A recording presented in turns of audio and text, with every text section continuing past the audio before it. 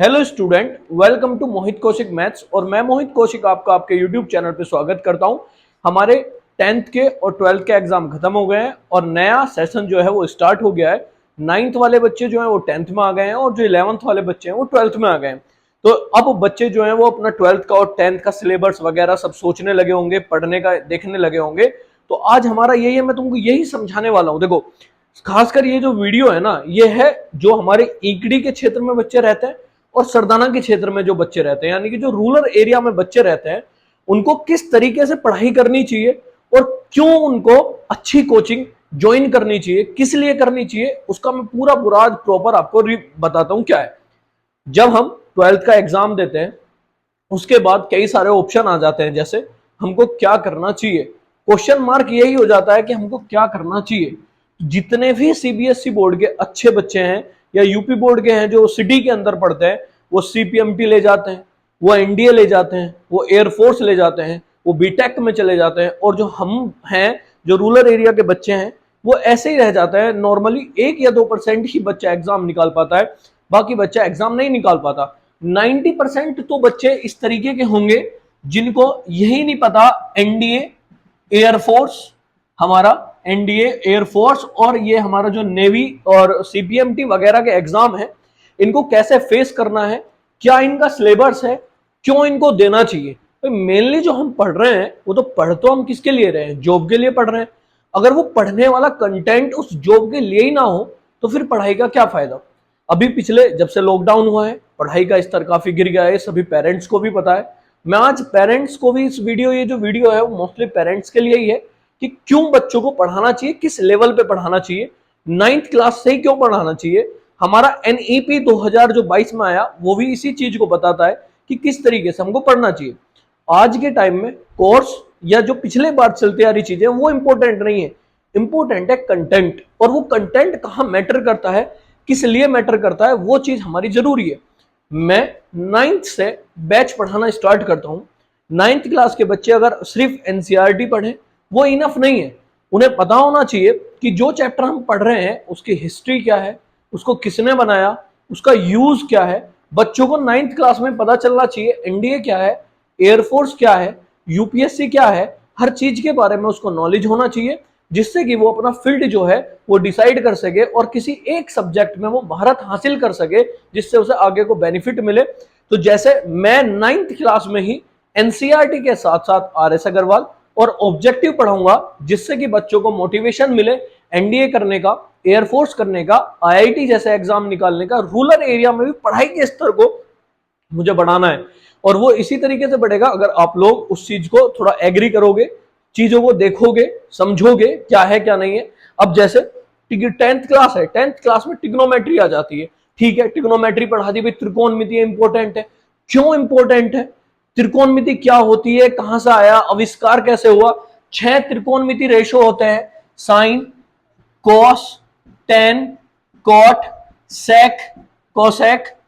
ठीक है, ये हमारे 6 ट्रिग्नोमेट्री रेशो हैं। इनकी फुल फॉर्म क्या है, ये फर्स्ट क्वाड्रेंट में पॉजिटिव ही क्यों होते हैं, सेकंड में साइन और कोसेक ही क्यों पॉजिटिव होता है, थर्ड में टेन और कोट ही क्यों पॉजिटिव होता है, फोर्थ में सेक और कोसेक ही क्यों पॉजिटिव होता है, इनके ग्राफ क्या है, इनकी रेंज क्या है, इस बारे में एक्सपोनेंशियल फंक्शन ई की पावर एक्स क्या है, log x क्या है, क्या इनके बारे में आपको पता है। आप 12th क्लास में आ गए हो या 12th क्लास के बच्चे भी मैं कहूं, इनकी फुल फॉर्म क्या आपको पता है, क्या आपको इनका ग्राफ पता है, क्या आपको इनकी रेंज पता है, क्या आपको इनका डोमेन पता है, क्या आपको इनको कोडोमेन पता है, क्या आपको कॉनिक और कॉनिक्स में डिफरेंस पता है। ये छोटी छोटी चीजें, क्या आपको पता है मैट्रिक्स कहां से आया, मैट्रिक्स क्यों बनाया गया, उसका यूज क्या है, 12th क्लास में क्यों पढ़ रहे हैं, एनडीए में किस तरीके के क्वेश्चन आएंगे, आईआईटी में किस तरीके के क्वेश्चन आएंगे, क्या हमारे रूरल एरिया के बच्चों को पता है, नहीं पता है। इसी सबको पूरा एकदम प्रॉपर तरीके से मैं पढ़ाने वाला हूं। 9th क्लास में जो बच्चे आएंगे उनको प्रॉपर तरीके से पढ़ाया जाएगा, बिल्कुल एकदम अच्छे तरीके से।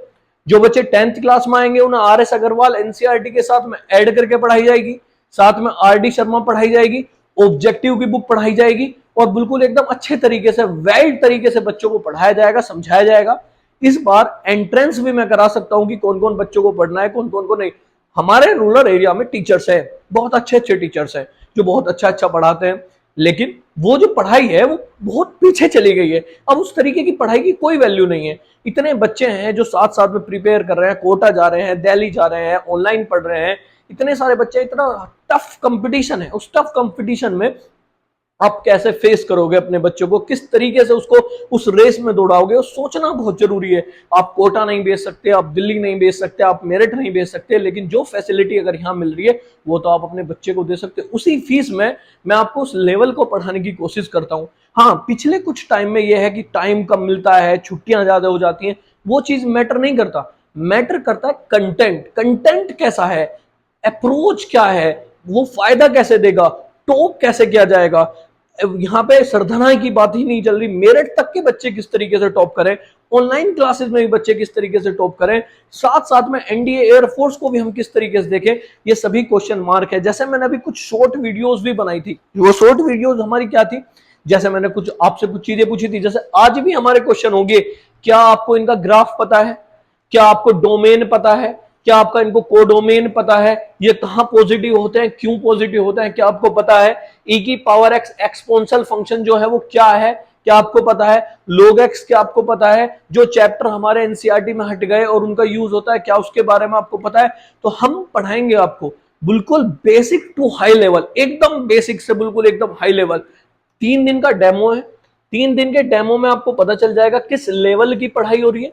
इस बार एकदम एक एडमिशन फॉर्म तैयार किया जाएगा, उस एडमिशन फॉर्म में क्या क्या बच्चों की रेस्पॉन्सिबिलिटी है, क्या उनके पेरेंट्स की रेस्पॉन्सिबिलिटी है और क्या टीचर की रेस्पॉन्सिबिलिटी है, वो सारा का सारा हम बताएंगे।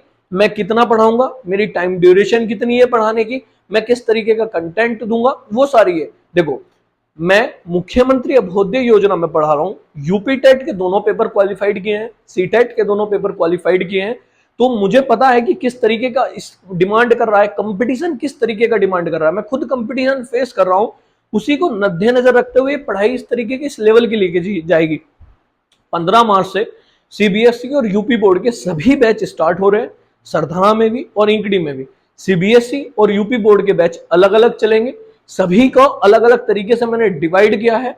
सबसे पहले 10th हो 9th हो कोई से भी क्लास हो, 15 दिन बिल्कुल बेसिक चलेगा। जैसे मेरा आपका लास्ट क्वेश्चन है, आप बताइएगा कमेंट बॉक्स में कमेंट करके, बेबी कर्व क्या होते हैं, हमारी रेंज क्या होती है, डोमेन क्या होते हैं, ऐसे हम बेबी कर्व का यूज कहां करते हैं, हमारे जो ब्रैकेट्स हैं उनको कहां यूज करते हैं, किस तरीके से यूज करते हैं, क्या आपको पता है, क्या आपको नंबर्स के बारे में पता है, रेशनल इरेशनल, उनकी बिल्कुल एकदम कॉमन चीजें पता है कि रेशनल नंबर क्या है, इरेशनल नंबर क्या है। मतलब मैथ्स में हर एक चीज 3 क्या ध्यान रखना चाहिए, क्यों, कैसे, क्यों होता है, कैसे होता है, और प्रूफ करके देखिए। अभी तो मैं कुछ बच्चों से ये भी पूछ लूं, अगर a प्लस बी का होल स्क्वायर आपने पढ़ा था, a square plus B square plus 2ab, क्या आप इसको प्रूफ कर सकते हैं? कुछ बच्चे प्रूफ नहीं कर पाएंगे। तो बिल्कुल बेसिक लेवल से लेके चलूंगा, बिल्कुल एकदम 15 दिन की बेसिक क्लास चलेगी, जहां बिल्कुल एकदम जीरो लेवल से नंबर्स क्या होते हैं, range, domain, codomain, baby curve क्या है, हमारे कॉनिक्स में क्या डिफरेंस है, पैराबोला, हाइपरबोला, इलिप्स क्या है, इनकी प्रॉपर्टीज क्या होती हैं, थ्योरी के क्वेश्चन कैसे बनते हैं, ऑब्जेक्टिव क्वेश्चन कैसे बनते हैं, एनडीए एयरफोर्स में किस तरीके के क्वेश्चन आएंगे। अरे आप समझो ना, यूपी बोर्ड ने भी 10th क्लास में 20 क्वेश्चन ऑब्जेक्टिव डाल दिए हैं, सीबीएसई ने भी 12th क्लास में 20 क्वेश्चन ऑब्जेक्टिव डाल दिए हैं। इसका मतलब वो आपको क्या बताना चाह रहे हैं, वो आपको साफ साफ बताना चाह रहे हैं हम आपको प्रिपेयर कर रहे हैं कंपटीशन फेस करने के लिए। 12th क्लास के बाद सीयूईटी होने लगा है, बिल्कुल इसका मतलब आपके परसेंटेज पे भी एडमिशन नहीं होगा, नॉलेज है तो आपको पढ़ाई करनी पड़ेगी। तो बस मैं आपको थोड़ा सा जो है जागरूक कर रहा था कि किस तरीके के रूरल एरिया में पढ़ाई है और किस तरीके से आपको पढ़ाई करनी चाहिए। बिल्कुल एकदम अच्छे लेवल पे लेके जाएंगे पढ़ाई को। तो जो भी बच्चा ज्वाइन करना चाहता है वो ज्वाइन कर सकता है। सरदना में एड्रेस है पांडुशिला रोड, नियर हमारा हिमालय हॉस्पिटल के पास में, और इंकडी में श्री रघुनाथ क्लासेस के नाम से पढ़ाता हूँ। ऑनलाइन आप मोहित कौशिक मैथ्स ज्वाइन कर सकते हैं, और मेरठ में सिग्मा क्लासेस में क्लासेस चलेंगी, प्रॉपर क्लासेस चलेंगी, टाइमिंग वगैरह सब मैं ग्रुप पे डाल दूंगा। टेलीग्राम पे भी एक ग्रुप अभी बनाया जाएगा, वहां से आप ज्वाइन कर सकते हैं। तो एकदम अच्छी पढ़ाई करने के लिए, टारगेट करने के लिए आप मुझे ज्वाइन कर सकते हैं। और इन्फॉर्मेशन लेने के लिए मैं कॉन्टैक्ट नंबर इसमें डाल दूंगा डिस्क्रिप्शन में, आप वहां से ले सकते हैं। Thank you.